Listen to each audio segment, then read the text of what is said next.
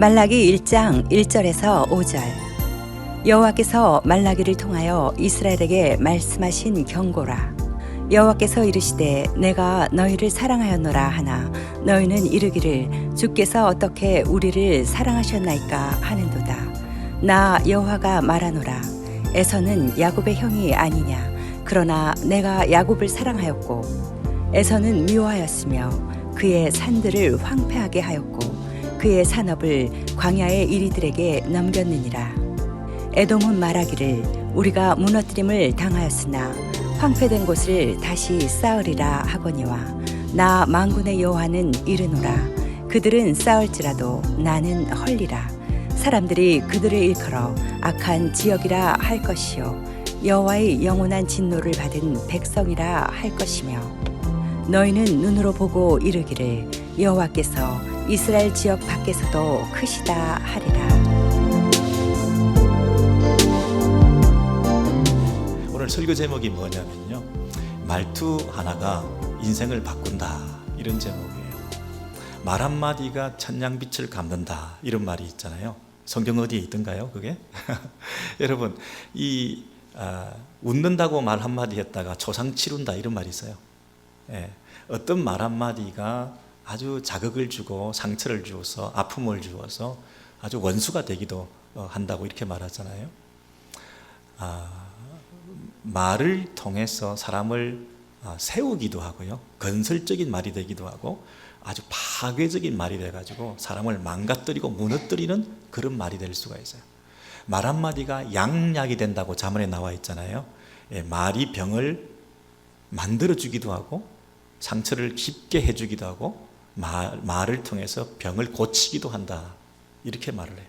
말이 축복의 말이 되기도 하고 저주의 말이 되기도 한다. 그래서 말이 얼마나 중요한지 모르잖아요.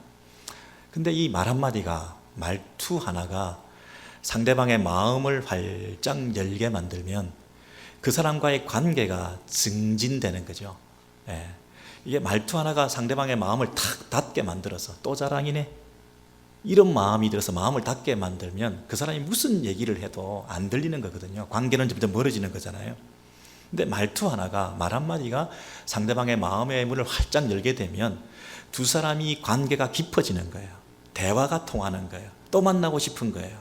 그러다가 시너지 효과가 나는 거죠. 두 사람이 만나서 함께 주의 일을 도모하기도 하고 함께 협력해서 아름다운 사역도 할 수가 있고. 여러분, 이 동거, 동침, 동력, 이 동자 들어가는 게요, 아무나 하는 게 아니에요. 적과의 동침이라는 말이 있잖아요. 사는 게 지옥이에요. 그게 왜 그런지 아세요? 마음이 다치게 만드는 상대방의 말 때문일 수가 있어요. 아니, 내가 하는 말투 때문일 수가 있어요. 그래서 여러분, 이 말이 상대방을 괴롭게 하고 있는지도 모르고 똑같은 말을 계속 해야 될 때 관계는 더 멀어지고 상대방은 저만치 도망가서 길을 막고 있고 말을 하는데도 안 듣고 있는, 그래서 이제는 더 이상 당신하고 말하지 않을래 하고 말을 하지 않고 입을 닫고 있으면 또 그것을 못 견뎌서 또 다투게 되면서 더 힘들어지는 관계가 되어요. 2019년이 이렇게 지나가고 있는데요, 인간관계는 과연 깊어지고 있는가, 멀어지고 있는가? 다른 면에서 성공을 많이 했는지 모르겠는데요, 관계는 왜 이렇게 안 되는 거죠? 뭘 해도 잘 되는 사람이 있는가 하면 뭘 해도 안 되는 사람이 있어요. 누구를 만나도 좋은 관계가 되는 사람이 있는가 하면 누구든지 만나기만 하면 안 되는 사람이 있어요. 그게 혹시 내 말투 때문 아닐까요? 뭘 해도 술술 풀리는 사람이 왜 그럴까요? 뭘 해도 자꾸 막히고 문제가 생기는 이유는 뭘까요? 만나서 얘기를 하면 풀려야 되는데 만나서 얘기할수록 더 꼬이는 이유가 뭘까요? 또 말꼬리 잡혀서 상처를 주고받고 잘잘못을 따지고 시시비비를 따지보다 보니까 절망이야. 결국은 안 돼. 결국은 이 얘기 시작한 내가 잘못이야. 처음부터 안 되는 것이었어. 그렇게 우리가 서로에게 실망하면서 우리 관계가 깊어지고 더 좋아지기는커녕 더 괴로움을 주는 이런 관계들이 되는 이유는 무엇일까요? 여러분, 과연 하나님과 우리들의 관계는 어떨까요? 하나님께서는 기계적인 우리와의 만남을 원하지 아니하시고 우리에게 말과 글을 주셨잖아요. 언어적인 형태로 대화하시잖아요. 그래서 그분이 이 땅에 오셔서 우리와 대화하시고 우리의 말을 듣기를 원하시는데, 그럼 인격적인 관계 속에서 말 빼고 나면 인격적인 관계라는 게 없죠. 하나님과 우리 사이의 관계도 결국 말이거든요. 그러면 우리가 그 말을 하는 데 있어서도 내 말투를 그분은 거슬려 하시기도 하고 내 말투를 그분이 흡족해 하시기도 하실까요? 내 말투 하나가 하나님 앞에 괴로움을 주기도 하고, 아이고 네가 어떻게 그런 말을 다 했냐, 아이고 귀하다, 이쁘다, 정말 마음에 든다, 대견스럽다, 하나님께서 흡족해 하시면서 막 축복해 주시고 끝까지 사랑해 주시고 챙겨 주시고 말 한마디 잘해가서 가지고 하나님께서 마음이 열리셔 가지고 그 인생을 굽어 살펴주시고 그 자녀 손까지 책임져 주시는 그런 하나님이실까요? 과연 하나님은 그저 절대적인 하나님으로 멀리 계셔서 어떤 초월자시니까 늘 두렵고 나는 그저 예배 의식과 종교 행위를 통해서만 만나는 분인가요? 아니면 내 속 깊은 곳에서 있는 그 단식, 신음, 또 내가 내뱉는 독백, 내가 나도 모르게 하는 이 말 속에서 주고받는 대화 속에서 그분이 다 들으시고, 제 말투가 요즘 안 좋네, 참 이쁘게 말하네, 이러시면서 기뻐하시기도 하고 정말 괴로워하시기도 하고 그런 분이실까요? 하나님은 인격적인 관계로 우리의 말투에 영향을 받고 우리 말 한마디에 그분이 마음을 기뻐하시기도 하고 막 속쓰려 하시기도 하고 안타까워하기도 하고, 하나님이 밤잠을 못 이루시면서 우리를 염려하시기도 하고, 쟤 요즘 말을 왜 저렇게 하냐, 자식들이 부모한테 말을 삐딱하게 하면 요즘 쟤가 왜 말을 저렇게 하냐, 그런 아버지의 심정으로 우리 하나님도 우리의 언어 생활을 지켜보고 계실까요? 그렇다고 그러네요. 말라기에서 보니까 오늘 2장을 보시면 말라기 2장 17절과 3장 13절에 보시면 너희가 여호와를 괴롭게 만들었다 그랬어요. 근데 여호와를 괴롭게 만든 게 뭐예요? 말로 그랬습니다. 우리가 하는 말을 통해서 우리 하나님의 마음을 괴롭게 했다는 것입니다. 말이 하나님의 마음을 아프게 했다는 것입니다. 그런데 이러기를 우리가 어떻게 여호와를 괴롭혀 드렸나이까, 이게 더 괴로움을 가중시키는 것이죠. 하나님이 너무 괴로웠는데 그 말 때문에 상대방이 뭐라고 얘기하냐면 나는 그런 적 없다는 거예요. 이게 말을 서로 하기 시작해서 내가 이런 부분에 좀 괴로웠다, 그 말 때문에 내가 힘들었다 이렇게 얘기를 하면 상대방이 그 말 때문에 힘들었구나, 이래야 뭔가 풀려갈 가능성이 있는데 뭐라고 상대방이 얘기하냐면 난 그런 적 없다, 언제 내가 그랬냐, 이러니까 이 괴로움을 당한 사람 입장에서는 더 이상 말을 하는 것이 시간 낭비겠구나, 더 이상 말을 한다는 게 피차 소모적인 거다, 그냥 얘기를 안 하는 게 낫겠다. 이러다 보니까 서로 얘기를 안 하기 시작하니까 더 관계는 멀어지는 거죠. 더 쌓이는 게 많아지는 거죠. 세월이 갈수록 차곡차곡 쌓아둔 그 상처 때문에 상대방에 대한 기대와 또 어떤 바램이 전혀 없이 그냥 사는 거죠. 그러니까 하나님과 우리의 관계도 이 말 때문에 거리가 점점 멀어질 수가 있어요. 심지어 괴롭게 해드리는 정도가 아니라 너희가 완악한 말로 나를 대적하고 어게인스트 했다는 거예요. 싸우겠다는 거예요. 전쟁을 벌인다는 거죠. 하나님하고 전쟁 상태인 거예요, 우리가 지금. 왜? 말 때문에. 말씨름을 하고 말다툼을 하고 침묵하면서 오히려 그 침묵이 상대방을 괴롭히기도 하면서 그 교만한 말을 쏟아내 보이는 이런 말을 들을 때 괴로워지고, 이게 괴로운 정도가 아니라 이게 같이 사는 게 아니라 완전 적이라는 거예요. 적과의 동침이 더 이상 더 심할 수가 없는 거죠. 이렇게 사는 것 자체가 괴로움이고 지옥이고, 이게 함께 사는 게 오히려 원수하고 사는 것이고, 이러니까 정말 힘들다 이렇게 얘기를 했는데 상대방이 또 뭐라고 얘기를 하냐면 언제 우리가 그랬냐고요, 난 그런 적 없다 이렇게 얘기를 하는 거거든요. 그러니까 정말 이거 미칠 지경이죠. 상대가 좀 알아야 뭔가 풀어질 가능성이 있는데 자기는 잘못이 없다고 그러고 한 번도 그런 적 없다고 하니 상처받은 나만 잘못이고 바보고 내 때문에 이런 일이 일어났다고 모든 책임을 넘기고 있으니 어떻게 이 문제가 해결이 될 수 있겠어요? 계속 평행선을 달릴 수밖에 없죠. 여러분, 이 말이 사실은 이렇게 표현될 때까지는 마음에서부터 그 말이 나오는 거잖아요. 그냥 말로서 막 이렇게 적대하고 괴롭히고 그러지만 사실은 이 말은 마음의 표현이거든요. 거울과 같아 그랬잖아요. 마음의 거울이 투명한 비추어져서 말로서 표현된다 이렇게 얘기를 했기 때문에 마음에 가득한 것이 말로서 나타난다고 성경에서 말씀하시잖아요. 말과 마음이라는 것은 별개의 것이 아니라고 말씀하시죠. 어떤 사람들이 너는 그렇게 거칠게 나는 그렇게 거칠게 말하지만 사실은 마음은 착한 사람이야. 이건 순 거짓말이거든요. 마음 속에 있는 것이 아주 가득하니까 그게 말로 이렇게 나올 뿐이거든요. 그렇다면 이 하나님과 이 이스라엘 백성들과의 관계도 말은 이렇게 막 했는데 그 저변에는 마음의 태도가 관계된 것이고 그 마음의 태도는 관계에서부터 오는 방식으로 나타난 것이라는 거죠.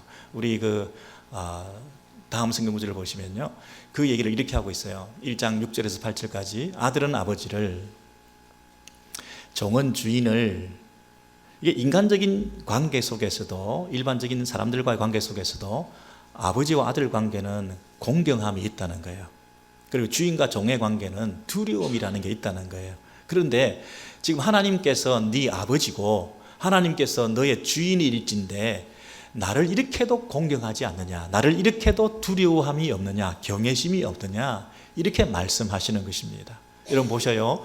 공경함, 그 다음에 두려움이라고 하는 것은 내 마음의 상태를 말하거든요. 내 마음의 상태는 어디서부터 온다고요? 부자지간, 주, 종 관계, 그 관계에서 합당한 마음의 상태와 그 애리튜드가 있기 마련이라는 거죠. 그래서 그 마음에서부터 말로서 드러난다는 거거든요. 관계, 그 다음 마음, 말, 이렇게 연결되어 있는 것이라는 거예요. 그래서 표피적으로 드러난 이 말의 모습만 보면서 말만 고치면 되는 게 아니고 마음을 고쳐야 되고, 마음을 고치려면 우리 관계가 어떤 관계인가를 알아야 그 관계에 합당한 마음의 태도를 통하여 두려움과 또 존경함과 그리고 그분에 대한 공경과 그런 마음의 태도를 가지고 그 다음에 말로서 거기에 합당한 표현을 하게 된다는 것입니다. 그게 밑에부터 관계부터 잘못된 설정 속에서 태도가 잘못되고 마음에서부터 말이 막 나오는 그게 이렇게 잘못된다고 그렇게 얘기를 하는 것입니다. 여러분, 우리 속에서 어떤 분노하는 마음이 있으면 말로서 아주 거친 말이 나오겠죠. 상대방에 대해서 미워하는 그런 마음에 상대방을 향하여 이게 심한 말을 하게 되겠죠. 심한 말을, 거친 말을 상대방이 한다는 얘기는 내가 그 안에 뭐가 있다는 얘기예요? 미운 마음이 내 안에 분노가 안에 자리하고 있다는 거예요. 내가 밖으로 과장되는 말을 막 많이 한다. 과장하는 말을 하는 것이 습관이 되어 있는 사람은 사실은 그 마음에 뭐가 있는 거죠? 마음에 어떤 궁핍함이 있다, 그렇게 얘기를 해요. 마음에 궁핍함이 있을 때 자기도 모르게 과장하게 된다, 그렇게 얘기를 해요. 사람들한테 내가 아주 부정적인 말을 하는 이유는 어디 있을까요? 자꾸 그 사람은 부정적인 말을 하는 게 습관이 돼 있어. 안 돼, 해도 안 돼. 자꾸 부정적인 말을 하는 이유는 어디에 있을까요? 내 속에서 이 안정감이 없을 때, 내 안에 어떤 평화가 없을 때, 자꾸만 부정적인 얘기를 해서 마치 안 되는 것처럼 하는 그것이 자기 일상이 되어 있는 그런 모습으로 자꾸 말 습관이 바뀐다 그러잖아요. 비판적인 말을 자꾸 하는 사람들은요, 내 속에 비통함이 있다 그러잖아요. 비통함이 있는 그런 감정, 마음의 상태가 자꾸 비판적인 말을 해야 되게 되는 거죠. 남을 막 헐뜯는 말을 자꾸 이렇게 하는 이유는 뭘까요? 열등감이라 그러잖아요. 내 속에 열등하는 마음이 있을 때 자꾸 남을 갉아내리려고 하는 헐뜯는 그런 마음이 나기도 모르게 생긴다 그러잖아요. 여러분, 내 마음속에 있는 어떤 감정, 마음의 태도, 이런 것이 말로서 자꾸 표현되는데요, 우리 하나님 앞에서 이렇게 두려워하지 않고 공경함이 없으니까 막 말을 함부로 막 하는 거예요. 함부로. 하나님 앞에. 그것은 뭐라고요? 관계에 문제가 생긴 것이다. 그 밑에 성경 구절을 보시면요, 우리가 어떻게 주의 이름을 멸시하였나이까 하는도다. 너희가 더러운 떡을 나의 제단에 드리고도 말하기를 우리가 어떻게 주를 더럽게 하였나이까 하는도다. 이는 너희가 여호와의 식탁은 경밀히 여길 것이라. 하나님 앞에 아무렇게나 드려도 된다라고 생각하는 거예요. 너희가 병든 것, 눈먼 것을 드리는 것이 악하지 아니하냐. 너희 총독에게 드려보라. 그가 너를 기뻐하겠으며 너를 받아주겠느냐. 하나님께서요, 이 말은 안 하려고 그러는데 자존심 상해가지고, 야, 너희가 인간, 정부, 세상의 높은 사람 총독한테 이런 걸 드리면 그가 너를 기뻐하겠냐. 하물며 나한테 이럴 수가 있냐. 자존심 엄청 상하지만 하나님께서 오죽하면 이렇게라도 말씀하시면서 우리에게 너하고 나하고 관계가 이것밖에 안 되냐, 그 얘기를 하는 거잖아요. 너하고 총독하고의 관계가 너하고 나하고의 관계하고 어떤 게 더 비중이 있냐, 그 얘기잖아요. 그러니까 하나님과 그 백성의 그 관계가 이토록 지금 문제가 생기게 되었다는 거죠. 관계에 문제가 생겼을 때 그를 대하는 태도가, 그리고 그 앞에 하는 말이 이렇게 달라지게 되었다는 것입니다. 도대체 어떤 관계로 회복되어야 될까요? 왜 이 지경의 관계까지 이르게 됐을까요? 처음부터 하나님과 그 백성 사이에는 어떤 관계여야 되었었나요? 하나님께서 원하시는 그 회복의 수준은 어디를 원하시는 것일까요? 어디까지 관계가 올라가면 하나님 앞에 합당한 말과 태도를 가지고 하나님 앞에 합당한 예배를 드릴 수 있을까요? 총독에게 하는 것 이상으로 하나님 앞에 바른 예배와 자세를 가지고 그 관계를 설정하기 위해서는 우리의 관계는 처음에 어디서부터 시작됐다는 것을 알게 되어야 할까요? 이것을 하나님께서 말라기서를 쓴 목적으로 1장 1절부터 3절의 내용을 가지고 말씀하시는 거죠. 이 말라기서가요, 왜 하나님께서 이 독자들에게 주셨을까요? 이 관계가 현재 이런 상태에 있는데, 이런 상태에 있는 너와 나의 관계를 회복해야 되지 않겠느냐 하는 그 이니셔티브를 쥐고 이분이 포기하지 않고 찾아오신 거예요. 사실은 관계를 끝내야 되는 거 아니에요? 이 정도 관계면 하나님이 뭐가 답답해서 이 백성들을 끝까지 붙들고 계시겠어요? 여기서 끝장이다. 더 이상은 말이 안 된다. 수많은 시도를 해봤는데 당신은 절망적이야. 고쳐지질 않아. 변하지를 않아. 더 이상 나도 지쳤어. 이제는 나도 못하겠어. 이제는 끝내자. 여기서 끝내자. 여기까지구나 하고 정리해서 하나님께서 처리하고 이제는 보지 말아야 되는 거잖아요. 다시 내 앞에 나타나지 마. 차단할 테니까 문자도 하지 마. 여기까지야. 다시 나타나면 내 얼굴 앞에 나타나는 거 꼴을 못 보겠으니까 접근 금지 명령 내려놨으니까 오지마. 잡혀가. 오지마. 오지마. 절대 오지마. 끌어내. 근데요, 하나님께서 그렇게 멸시를 당하고 그렇게 조롱을 당하면서 총독보다 못한 관계에서 그런 모멸감을 당하신 하나님께서 찾아오신 거예요. 또 찾아오신 거예요. 너무 늦은 때는 결코 없다. 너와 나 사이의 관계가 늦었다고 생각하지 않는다. 우리는 언제든지 다시 시작할 수 있다. 하나님께서 이스라엘 사람들에게 찾아가셔서 내가 너를 사랑한다 이렇게 얘기를 하신 거죠. 여러분, 사랑한다는 말도 그래요. 사랑해, 정말 사랑해 이러면 100만 번, 1000만 번 더 들어도 더 듣고 싶은 우리의 얼굴에 미소를 짓게 만드는 사랑해, 너무 좋은 말인데요. 사랑해? 사랑하기는 하는 거야? 만약에 이렇게 물어보면 이건 다른 얘기거든요. 사랑을 못 느끼겠다. 당신 나 사랑하는 거 아니야. 사랑 좋아하네. 그 얘기잖아요. 이스라엘 백성들은 뭐라고 얘기를 하느냐? 하나님께서 내가 너를 사랑한다 이렇게 얘기를 해도 이들은 뭐라고 얘기를 하냐면 주께서 언제 우리를 사랑하셨나이까? 언제 사랑하셨나이까? 어떻게 사랑하셨나이까? 나는 못 느끼겠는데요. 사랑 좋아하시네. 언제 우리를 사랑했다고요? 사랑이 느껴지지 않아요. 당신은 우리를 사랑하지 않아요. 사랑한다면 이럴 수가 없는 거예요. 그렇게 하나님 앞에서 사랑하지 않는다고 얘기를 하는 거예요. 그러니까 하나님께서 뭐라고 얘기를 하시냐면, 나 여호와가 말하노라, 에서는 야곱의 형이 아니냐. 그러나 내가 야곱을 사랑하였고 에서는 미워하였으며. 그 말이 뭔가요? 이 하나님의 사랑의 특징에 대해서 이제 설명을 하는 거예요. 내 사랑은 어떤 사랑이냐면, 에서와 야곱이 쌍둥이인데 한 배에서 나왔는데 둘의 어떤 그 조건을 따지면 전혀 다를 게 없다. 심지어 어떻게 보면 에서가 더 형이고, 시니어리티로 보면 오히려 그가 택함을 받아야 맞는 게 옳고, 또 야곱 얼마나 그 아주 못된 짓을 많이 했냐, 그 기질적으로. 그래서 그 야곱이 뭐 착해가지고 택한 거 아닌 거 알지 않느냐. 근데 내가 너를 택했다, 야곱을 택했다, 에서를 택하지 않았다.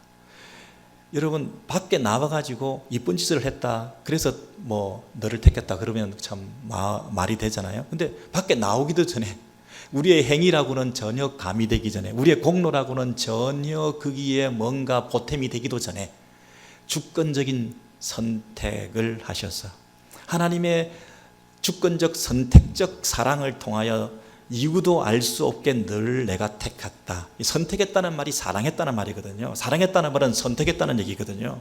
내가 너를 사랑했다, 내가 야곱을 사랑했다. 그 얘기는 내가 너를 주권적으로 내 기쁘신 뜻에 의해서 내가 너를 사랑하고 선택했다는 얘기거든요. 거기에는 이해할 수 없는 하나님의 사랑이 담겨 있는 하나님의 선택이라는 얘기거든요.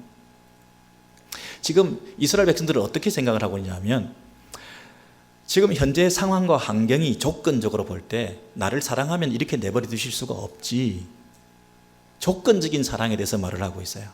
하나님, 우리를 정말 사랑하신다면 이렇게 하시면 안 되죠. 정말 나를 사랑하십니까? 조건이 나아져야죠, 환경이 나아져야죠. 그러면 내가 사랑을 느끼겠는데요. 근데 하나님께서는 나는 무조건적으로 너를 선택했다, 이렇게 말씀하시죠. 당신의 사랑을 내가 이해할 수가 없어요. 이런 방식으로 사랑하십니까? 내가 원하는 방식으로, 내가 이해할 수 있는 방식으로 나를 사랑해 주셔야지, 이건 내 사랑이 아니라고 생각하는데요. 아니야, 나는 네가 어떤 상황이든지 간에 내가 이해할 수 없는, 네가 이해할 수 없는 그 사랑을 너에게 베풀었던 거야. 내가 하나님을 먼저 알았던 거 아닌가요? 아니야, 네가 나를 알기 전에 어머니 뱃속에 있을 때부터, 아니 창세전부터 내가 주권적으로 내가 너를 먼저 알았어. 이게 내가 너를 향한 사랑이야. 독점적 사랑이야, 배타적 사랑이야, 완전한 사랑이야. 여러분, 이런 사랑을 하나님께서는 이스라엘 백성들에게 얘기를 하고 있거든요. 아, 그렇구나. 이스라엘이 잘난 게 없는데, 이 민족이 강성해서, 이 민족이 훌륭해서가 아니라 아무것도 아닌 우리를 택하신 이 사랑에 대해서 감격하고, 하나님의 그 눈먼 사랑에 대해서 찬양이 넘치고, 이미 포기하고 버렸어야 되는 관계를 단절했어야 될 우리를 향하여 인내하시면서 지금까지도 신실한 사랑으로 함께 하시는 그분에 대해서 오열하고 전율하면서, 아, 하나님 우리를 사랑하시는군요. 그 사랑을 원하는데, 추수감사절을 앞두고 감사할 게 뭐 있어야지, 뭐 경제적으로나 또는 관계적으로나 외롭고 힘든 한 해를 보냈는데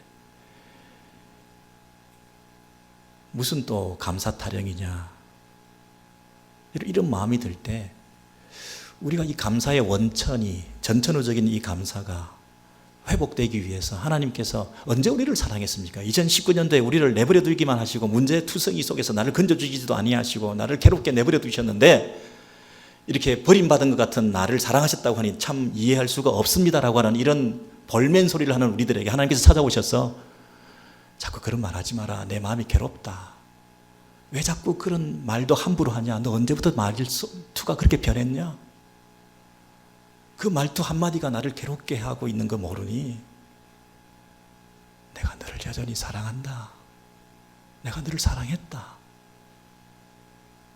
아, 그렇군요. 이 차원이 다른 사랑, 질이 다른 사랑, 수준이 다른 사랑을 하나님께서 원하시고 그 관계에 우리를 올라오게 만드셔서 그 가운데서 이 감사의 예물을 드리고 하나님 앞에 찬송을 올려드리는 그 관계를 회복하기를 원하시는데, 너는 언제까지 자기 연민에 빠져서 세상과 짝하면서 다른 사람과 비교하면서 하나님 우리 사랑 안 해?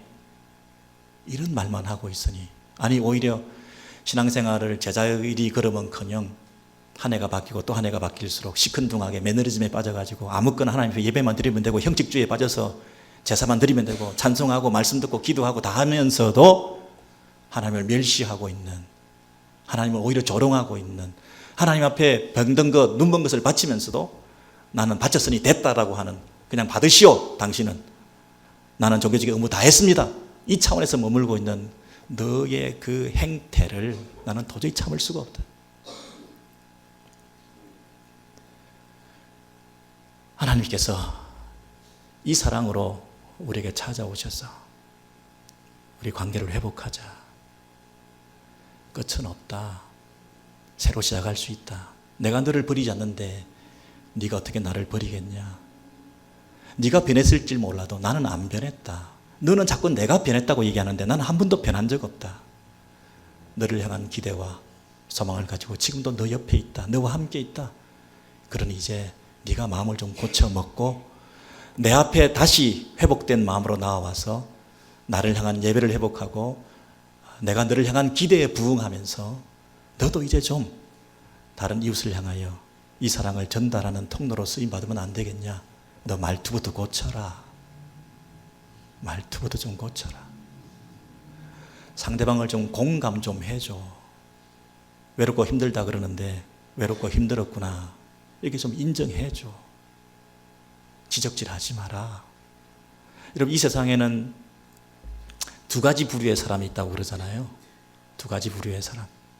우리는 신자와 비신자로 이렇게 두 가지로 나누고 싶겠지만 하나님께서는 어떻게 나누시냐 하면 공감할 줄 아는 사람과 공감할 줄 모르는 사람으로 나눈다는 거 아니에요. 왜? 신자라면 공감하니까. 체휼하신 분이니까. 하나님께서 이 땅에 오셔서 우리의 연약을 체휼하셔서 우리의 아픔을, 우리의 눈물을 다 감내하셨던 분이시기 때문에 신자는 공감하는 사람이니까. 어떤 사람이 좀 아프다, 마음이 힘들다, 문제가 있다. 참 지난번에 문제를 만나서 굉장히 아주 막 난리가 아니었어, 이렇게 얘기를 하면 상대방이 그 얘기를 듣고 그 사람의 그 힘들었던 부분을 공감하면서 참 힘들었겠구나, 난리가 아니었다는 그 말 속에 정신이 참 없었겠네. 우리는 이렇게 가야 되는데 문제가 있어가지고 참 힘들었어 이렇게 얘기를 하면 우리는 문제에 관심이 자꾸 가가지고 무슨 문제인데 그 문제는 해결됐냐, 문제 해결과 문제가 뭐냐에 관심을 가지다 보니 그 문제 때문에 힘들었던 상대방의 마음을 헤아리지 못하고 있으니 이게 공감할 줄 모르는 사람이죠. 공감할 줄 아는 사람이 있는가 하면 그냥 무관심하게 상대방에 대해서 대하고 자기 일에 집중하고 자기만 만족하고 살아가는 그런 사람이 있다는 거예요. 문제를 만나서 어려움을 당하고 아픔을 당하고 고통을 당하고 있는 사람이 있는데 그 사람과 함께 해주고 울고 웃는 관계가 아니라 그 사람은 어떻게 하든지 관계없이 나는 그 얘기를 들었지만 나는 내 삶을 또 살아가는 그런 사람이 있다는 거예요. 마음을 열고 함께 부둥켜 안고 공감해 줄 줄 아는 그런 위로의 사람이 있는가 하면 나의 방식으로 내 삶을 묵묵하게 또 살아가는 그런 방식의 삶을 살아갈 때 이것만큼 관계를 해치는 게 없다는 것입니다. 하나님 앞에서 우리가 무한한 사랑을 받고 이 이해할 수 없는 사랑을 받아서 이 순간까지 여기까지 와 있는데 나 같은 것을 용납해 주신 그 하나님의 사랑에 감격한다고 한다면 너도 좀 용납 좀 해줘라는 거예요. 우리를 공감해 주신 그 하나님의 마음을 이해한다면 너도 좀 상대방을 공감해 줘라는 거예요. 그래서 관계를 풀어가고 관계를 증진시키고 자꾸 최악의 나락에 빠지지 말고 자꾸만 마음을 닫지 말고 마음을 열고 이해하고 용납하고 품어주고 사랑하며 말투 고치고 말 한마디라도 따뜻하게 해주면서 관계가 점점 멀어지고 다시는 그 사람하고 얘기하고 싶지 않은 그런 관계가 아니라 따스한 만남이 기대되는 그런 관계를 통해서 두 사람이 시너지 효과가 나타나고 협력하고 동력하고 동거하고 동침하는 게 하나도 어색하지 않고 함께 살아갈 수 있는 그런 은혜의 자리에 거하면서 하나님 더 잘 섬기고 이웃을 더 잘 섬기는 그런 관계 증진의 이웃사랑, 하나님과의 사랑, 수직적인 수평적인 관계가 더 풍성해져서 너 남은 생애가 성공해야 되지 않겠냐. 말투 하나 바꾸면 인생이 바뀐다. 아니, 영혼을 좌우할 수 있다. 하나님이 너와 함께 하기를 원하시는 그 하나님 앞에서의 너의 말, 언어의 생활을 통하여 너 인생 가운데 큰 축복이 있게 되기를 원한다. 이 말씀 우리 달게 받으시면서 우리 주 안에서 이 하나님을 또 높여드리고 정말 감사의 계절에 감사할 것이 없다 자꾸 자주하고 자기 비하하고 자책하고 또 스스로 자기 연민에 빠지지 마시고 나를 지금도 사랑하신다. 창세전에 나를 택하시고 나만을 사랑하신다고 나를 부르셔서 이런 주권적인 선택과 사랑을 받은 하나님의 백성된 그 자부심과 긍지를 가지고 오늘도 그분 앞에 기쁨으로 나아가셔서 더 많은 감사가 넘치시는 저와 여러분 되시기를 주의 이름으로 소원합니다.